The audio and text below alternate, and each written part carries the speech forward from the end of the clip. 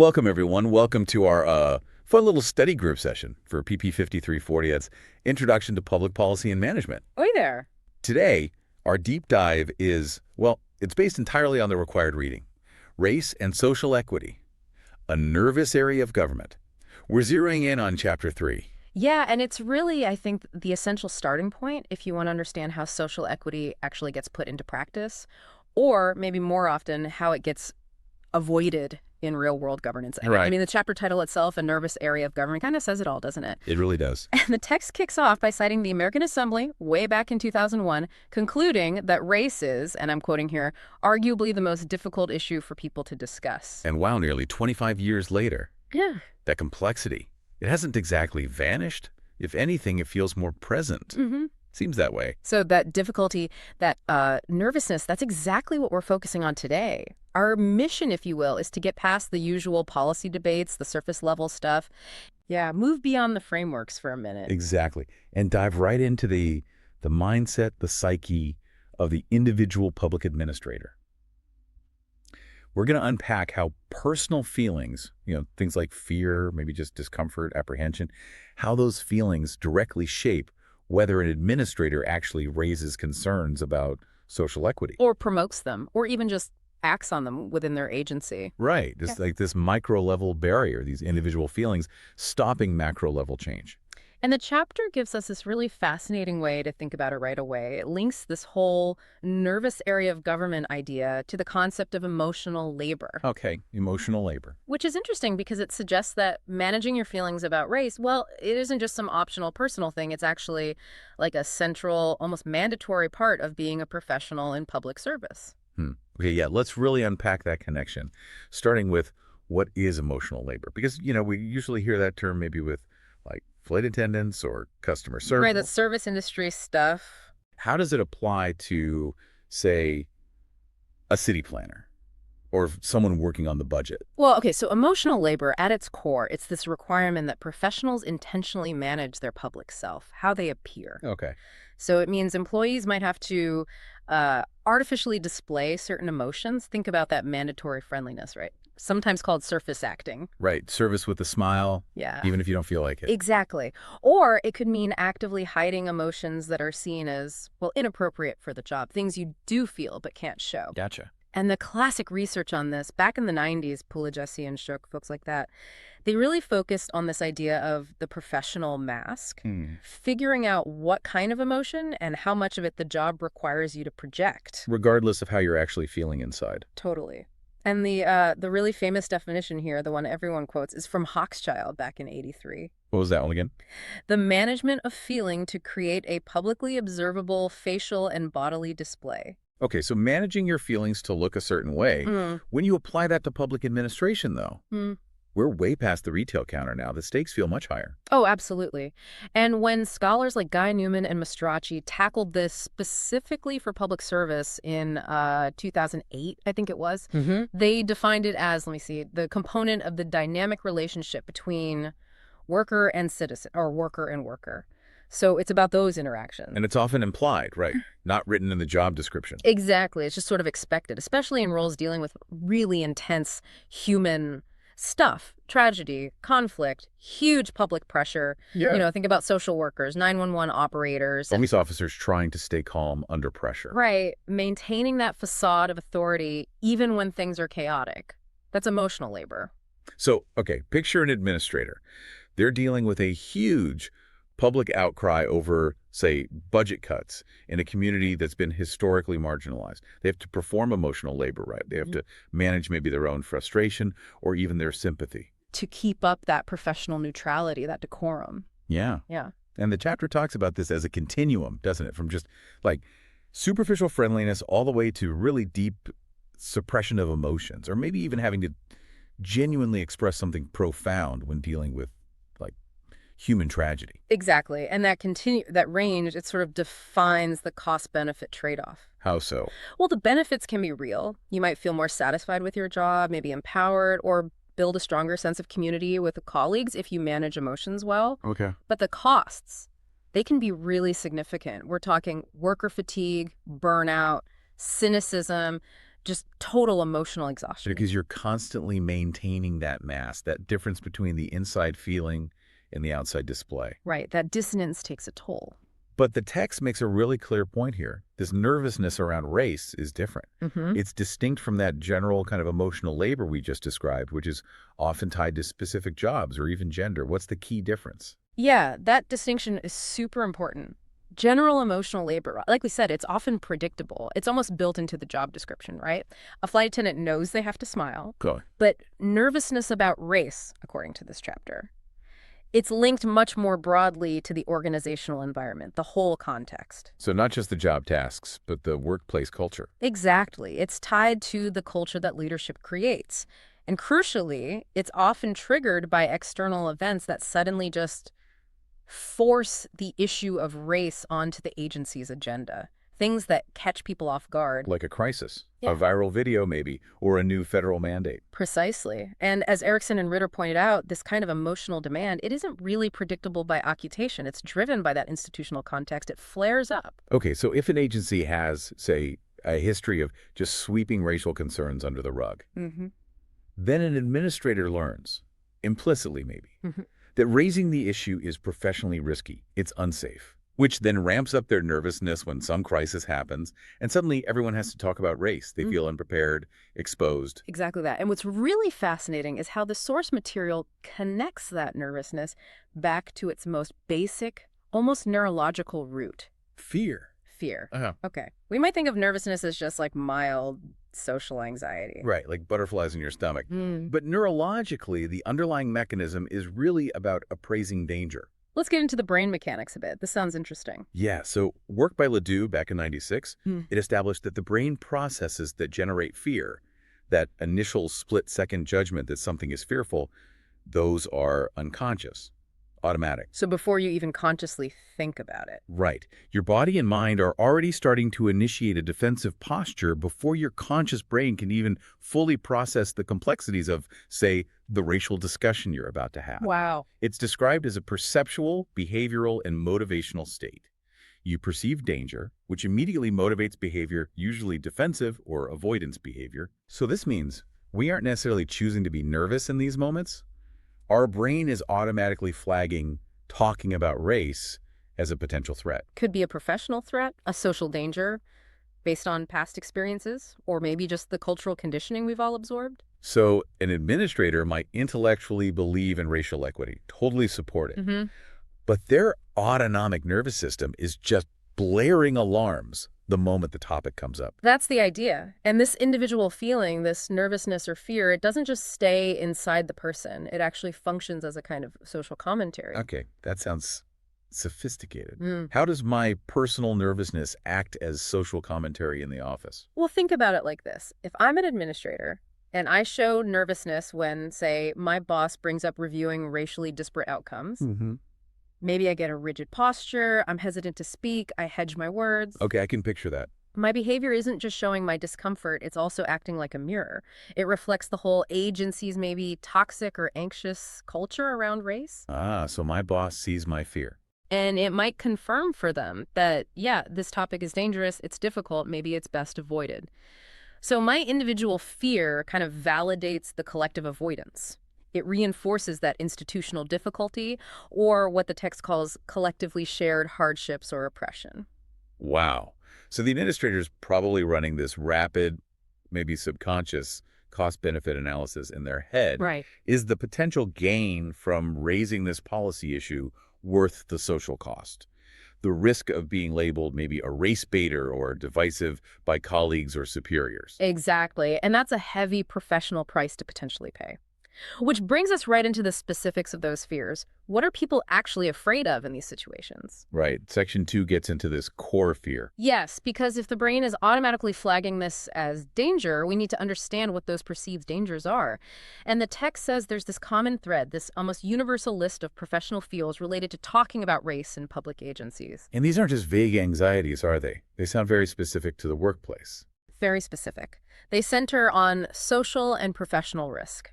So, number one, the fear of simply saying the wrong thing. Pretty common in any complex talk, right? Sure. But crucially, it's the fear of being misunderstood in a really charged environment.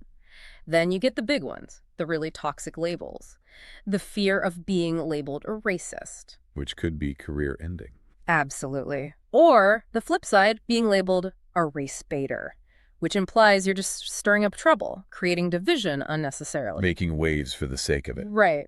And finally, maybe the one that hits closest to home in a day-to-day professional setting, the fear of being isolated at work, losing trust, having important assignments taken away because you're seen as divisive or difficult. These fears are potent because they hit right at the administrator's professional security, their standing within the organization, their career path. Exactly. And the text argues that every single administrator walks into their agency with what it calls a baseline level of comfort or discomfort when it comes to communicating about race. A baseline level. Right. And that baseline basically dictates how intense that fear response is likely to be when the topic comes up. So how does someone get that baseline? It sounds like it's something deeply ingrained, maybe conditioned over time. It seems to be. The chapter says it's shaped by this really complex mix of factors accumulating over a lifetime. Like what? Well, it starts with things like family background, early historical influences. Was race discussed openly at home? Was it ignored, treated as taboo? Okay, makes sense. Then there are geographical norms. And if you grew up in a really homogenous area, your exposure and experience level will be vastly different from someone raised in a super diverse city. Right, your lived experience is different. And then finally, there's the current workplace culture itself, and also your personal security in just expressing yourself generally. Does the agency punish mistakes or trying new things, or does it reward challenging the status quo? So you can have someone who maybe personally comes from a background where race was discussed openly. They feel relatively comfortable. Right. But then they land in an organization where the leadership actively suppresses any diversity talk. Their personal baseline comfort gets overridden, or at least dampened, by the organizational norm. That's exactly the kind of situation where you'd expect to see really high cognitive dissonance and probably increased nervousness. And this baseline level, this individual nervousness, it has huge practical consequences, right? Yeah. This is the so what for actual public service delivery. It's massive implications. This is where the rubber meets the road. So how does my personal discomfort translate into potentially agency policy failure? Well, it directly influences the degree to which an administrator is likely to even raise an issue related to racial equity, or promote it, or engage with it, or ultimately assess or evaluate it within their agency's work. And the default response to fear is? Avoidance. Simple as that.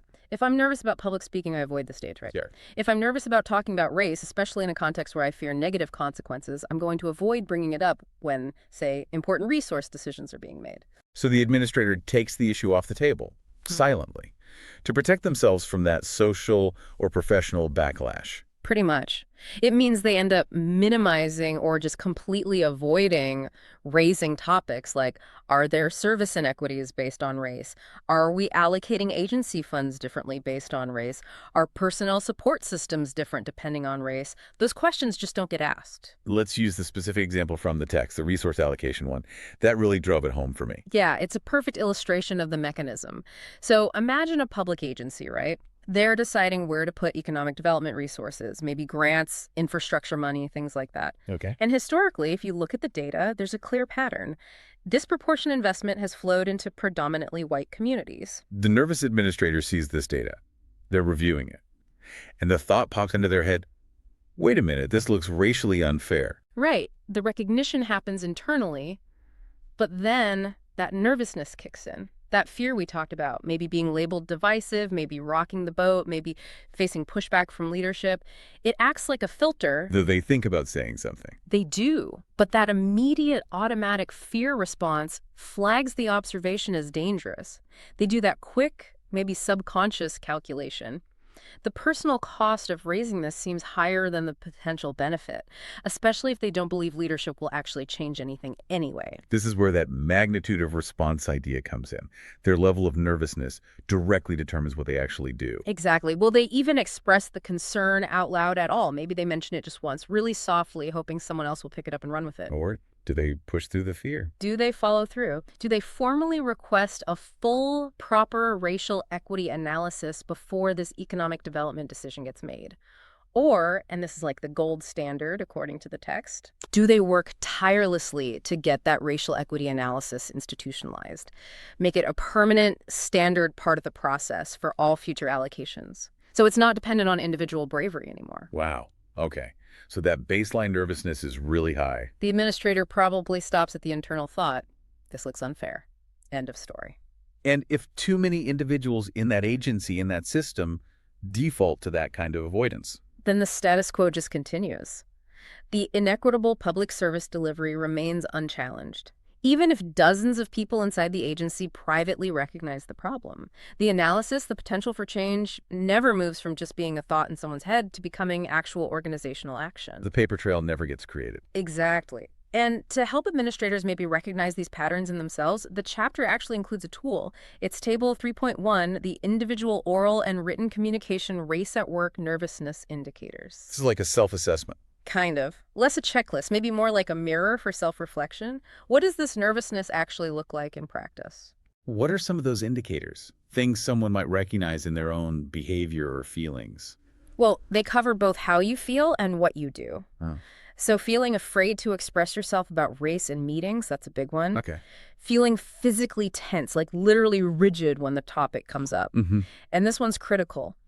Do you actively avoid writing about race in work reports, in documentation, in emails? Why is the writing part so important? Because that's how you create organizational memory and accountability. If you refuse to write about race, if you scrub it from the official record, you eliminate the paper trail that's absolutely necessary for tracking progress and demanding systemic change later on. Wow. Okay. That avoidance in writing is powerful. It really is. So this sets us up perfectly for the next section, Section 3, which details the actual conversational strategies people use when they're faced with talking about race, either speaking or writing. It sounds like a continuum showing how people try to navigate that tension. Between the job requirement for equity and their own personal nervousness. Yeah. Okay, let's dive into these strategies.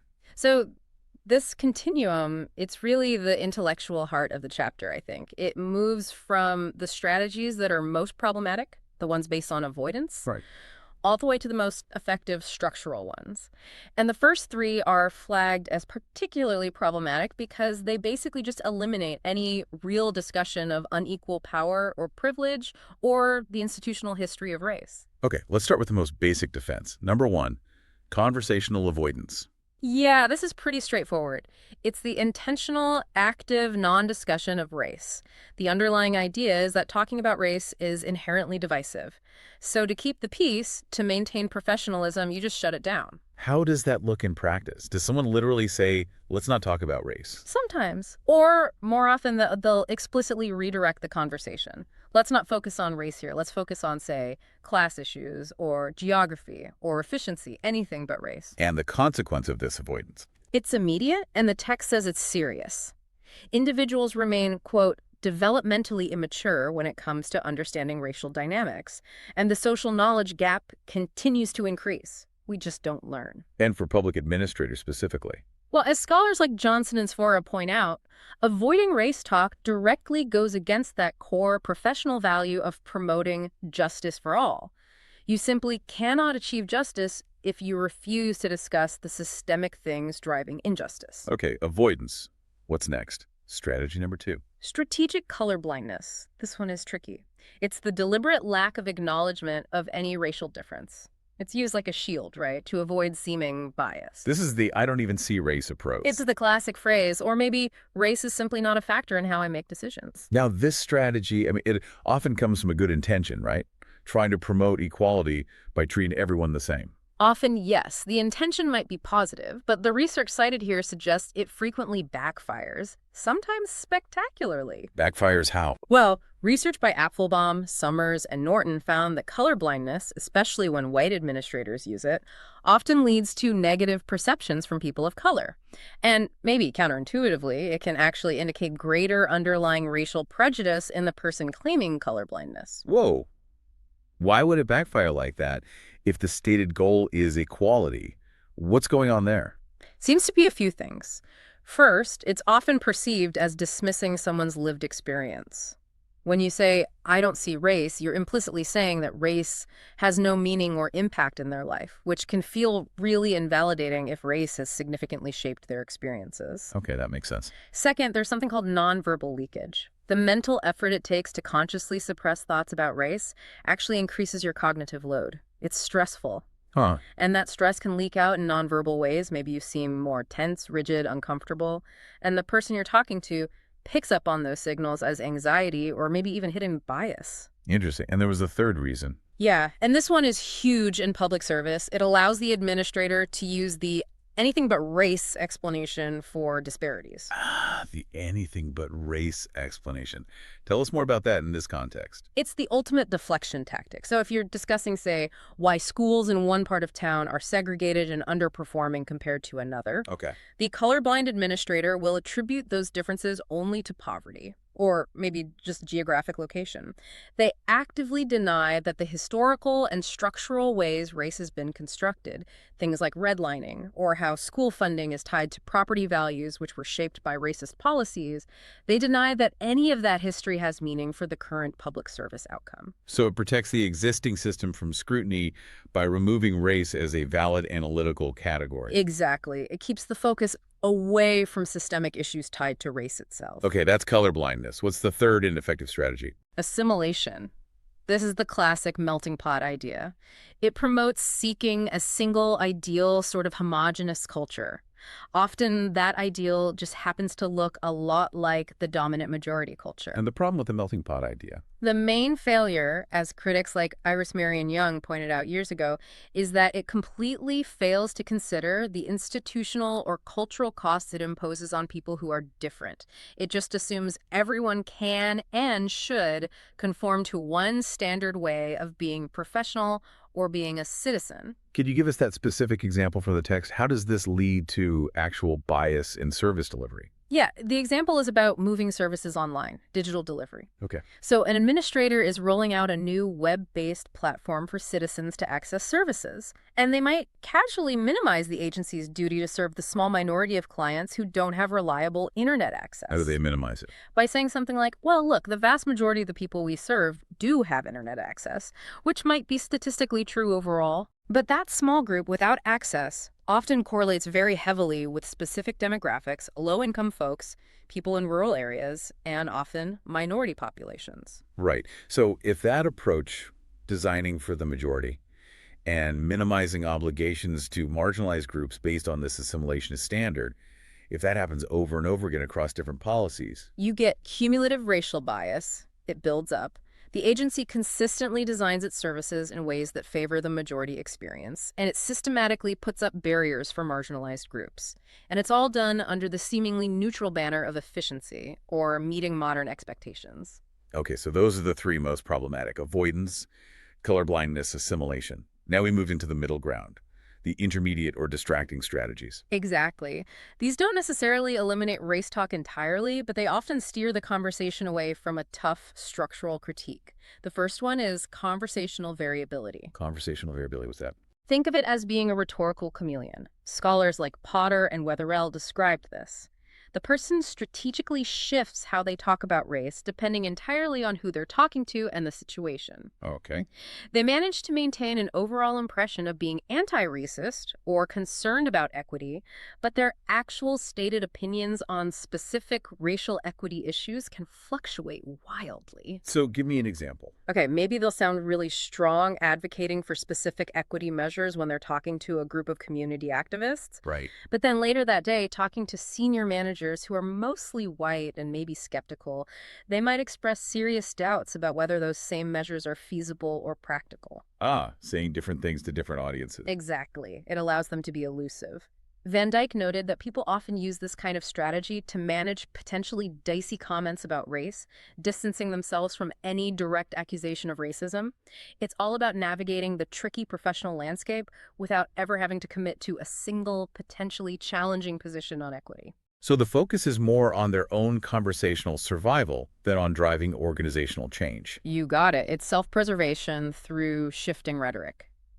Okay, what's next in the intermediate category? Number 5 is personal experience. This is one you probably see all the time in meetings. How does this one work? It's when anecdote stories told by an individual administrator about their own life get treated as if they represent the general experience of a whole group.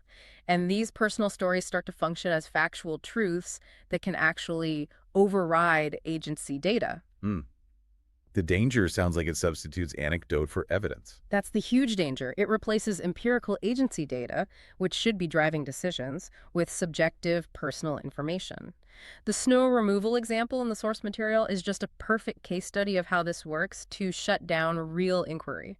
Okay, walk us through that snow removal scenario again. Why is relying on personal stories about snowplows so problematic for equity? Right. So imagine it's after a big snowstorm, colleagues are chatting, maybe in the break room or a meeting. One administrator, maybe they live out in a mostly white suburb, says, "Wow, my streets were plowed right away. Service was great."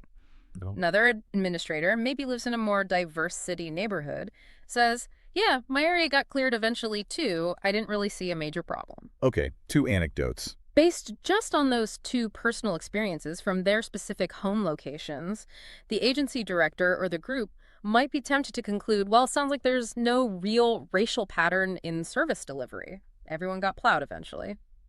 And that conclusion feels comfortable, right? Yeah. It avoids conflict. Yeah, it lets everyone off the hook.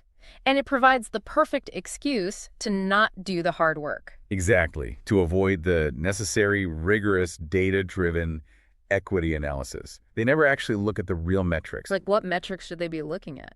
Things like, what was the actual time lapse between when the snow stopped and when secondary roads were cleared in different neighborhoods, broken down by demographics?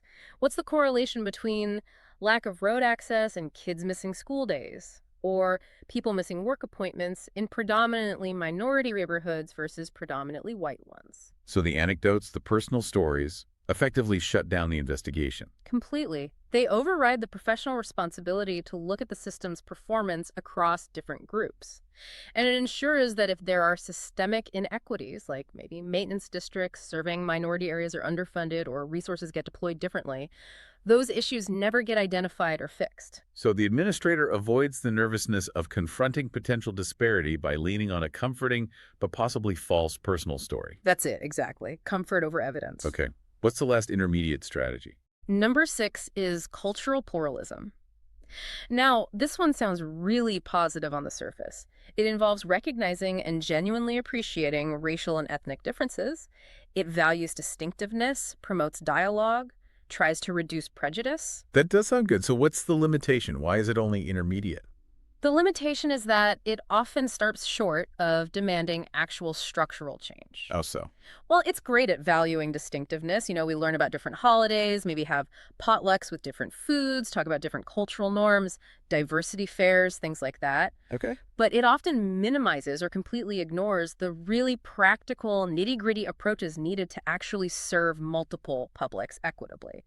And crucially, according to Nagda and Zuniga, it can allow the conversation to easily shift away from sensitive topics like racial disparities and outcomes. And move towards less nervous areas. Exactly, like class differences or general urban versus rural factors, Yeah. things that feel safer to discuss than race directly. So an agency might say, host a big diversity celebration. Right, celebrate different cultures.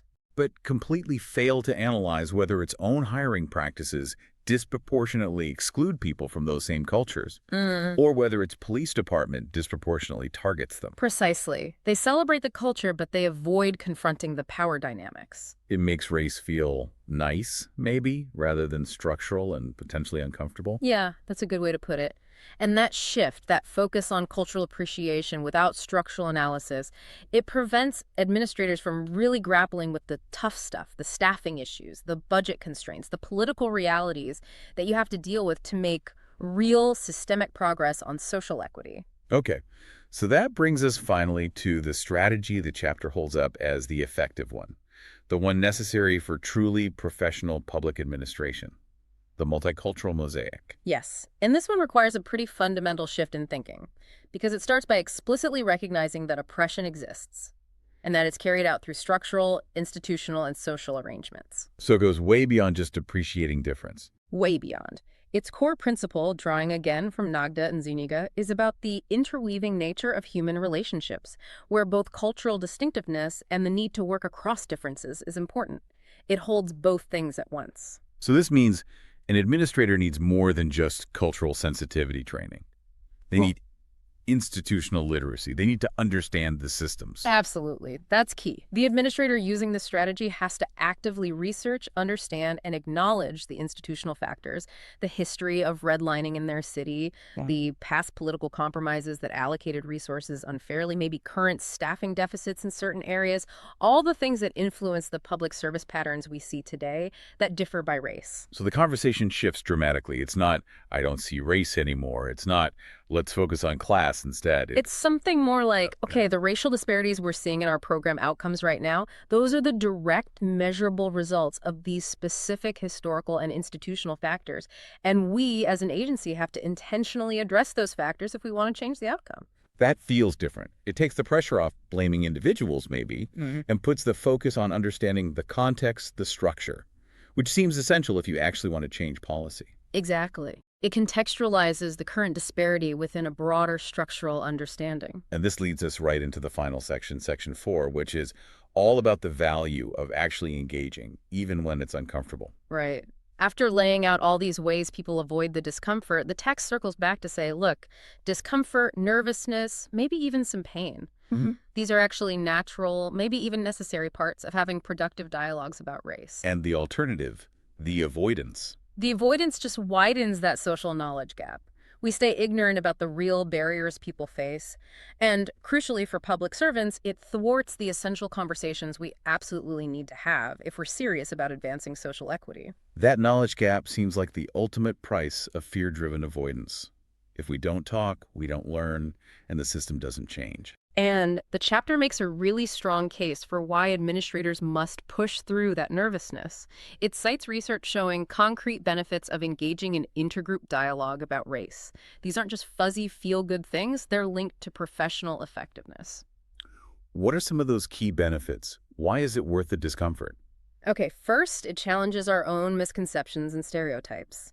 Engaging honestly makes you a sharper, more reality-based analyst. Okay. Second, it helps develop personal awareness, understanding your own social group membership, your own biases, how that might be shaping your policy views or decisions. Self-awareness. Crucial. Third, it builds practical skills. Skills for communicating across differences, for working through conflict constructively. Essential stuff in a diverse democracy, right? Absolutely. And maybe most practically, it helps identify concrete, actionable ways to actually promote social equity.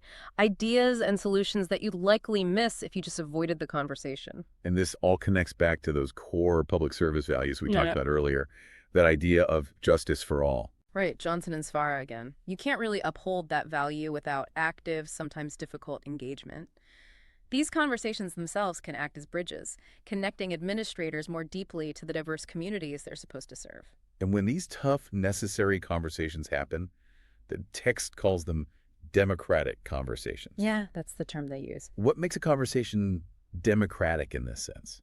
How is it different from, say, just cultural pluralism or even conversational variability? What distinguishes democratic conversations, based on the work of Schultz, Book, and Nees, is that they intentionally invite and try to sustain multiple perspectives, even conflicting ones, Okay. while at the same time explicitly acknowledging the institutional and structural context those perspectives come from.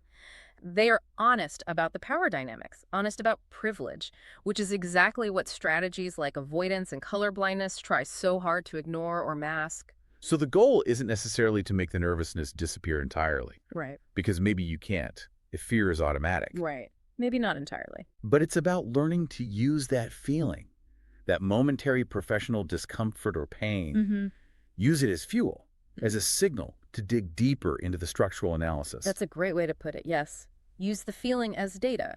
And the ultimate point is that this improved understanding at the individual level, it has to lead somewhere. It has to translate into intentional, specific organizational actions that actually work to eliminate racial inequities in public services. The individual insight needs to become institutional policy. Exactly. If an administrator manages their fear effectively, speaks up once, raises the issue, then it becomes leadership's responsibility to make sure that analysis moves forward systematically. So it doesn't depend on that one person being brave again next time. That's the crucial link, building it into the system.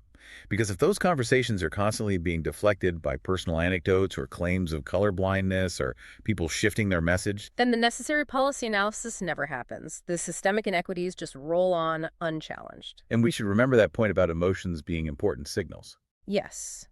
That quote about emotions making us aware of the peculiarly human reality of a situation. That initial twinge of nervousness when discussing race in public service. Maybe we should see it as an alarm bell. The professional system inside us signaling, warning, potential inequity here, pay attention. The awareness is triggered. The challenge is what we do next. How public administration acts on that signal professionally, reliably, systemically. Precisely. Okay, so let's try to wrap this up.